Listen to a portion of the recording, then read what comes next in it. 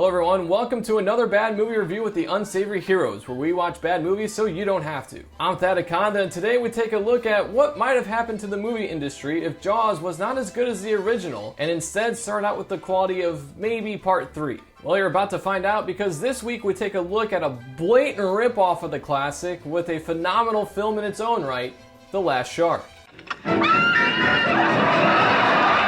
This movie barely has an original script and is riding on the fishtails of its predecessor looking for success. I mean, really the only thing that separates the two films is that The Last Shark doesn't have a character of Hooper in it. I was in Jaws, okay? Just how similar is it? Well, there's only one way to find out, so slap on your scuba gear and rub yourself in some chum as we go deep sea diving into this terrible tale of the sea that is The Last Shark. Our movie starts with a guy doing some sweet moves on his windsurfer to the tune of some truly awful music. I guess we can give the movie some credit, at least it attempts to have a different opening than Jaws, but that's really about it in terms of differences. The radio DJ tells us about the Regatta happening this Saturday and how Mike Patterson is a lock for the victory. We meet Billy Joe, Jenny, Dave, and the rest of the gang. Unfortunately for Mike, he meets the Last Shark.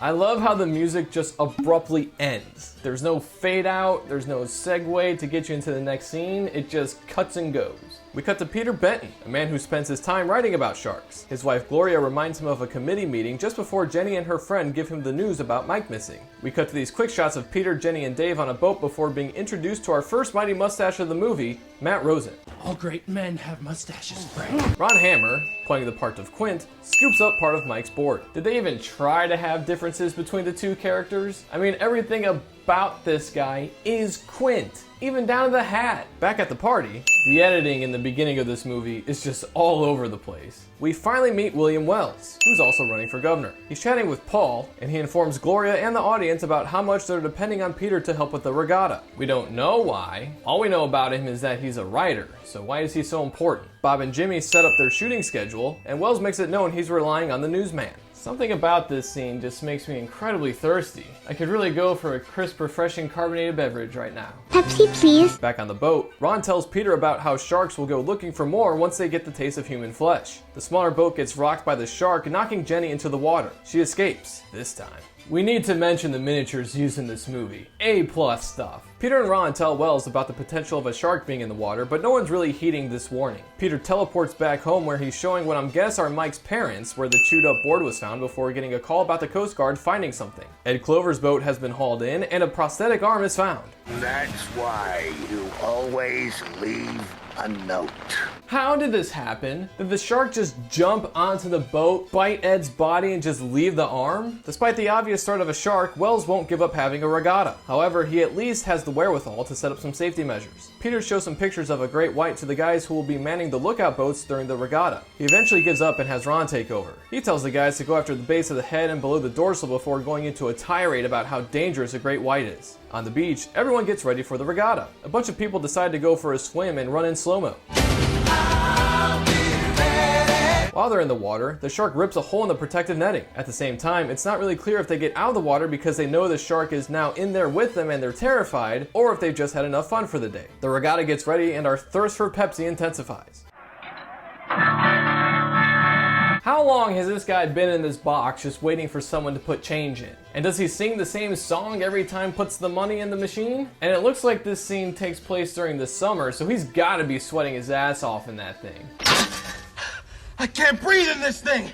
I doubt he's taking any breaks just in case someone comes up and says, "Hey, I want to hear a song." Wells meets with Peter and Ron to make sure the guys on the boat stay out of sight. The race begins and everything starts out fine, but then the buoy the shark took with it when it broke through the barrier surfaces. It starts smashing into boards and knocking riders into the water. Fantastic. How in the world did he get this shot? From what we've seen, there are maybe 3 cameramen, with at least 2 of those being on shore. If there was one out at sea, did he just get caught in the shark and go along for the ride and just figure, well, that's that, I guess? Well, that's the end of this suit. The shark goes for the big splash. This shark is all over the place. It just knocked all these people off their boards for easy meat, and yet it goes after the boat so that it could blast Matt off in this amazing scene, by the way. Why not just go for all the easy food right there instead of having to blast through a boat and work harder for your meal? The press is harassing Wells, but Ron sticks up for the guy by exclaiming that proper security measures were taken, but really nothing was going to stop a shark that big. Peter, Ron, and Gloria get their gear ready and go shark hunting. Peter looks oddly satisfied when he finally gets to use what looks like a shotgun shell underwater. Paul tries to tell Wells to back out of the race for governor. Billy Joe and his friends get together to steal his dad's boat and go after the shark themselves. Dave points the shotgun right at the camera. Bob and Jimmy review the footage of the shark attack at the Regatta. Bob really wants to get a money shot to get to network. Ron and Peter run into the shark at the mouth of a cave. Peter allows his spear gun to get chomped, and Ron completely misses with his explosive round. The shark then buries the two men in the cave. How in the hell does this shark know how to do this? Look how it makes a conscious effort to make sure there are no holes for these guys to swim out of. It's like this thing has the intelligence of one of the sharks from Deep Blue Sea. If you're asking me, this is not the first time the shark has done something like this. It has murdered before, and yes, this is murder.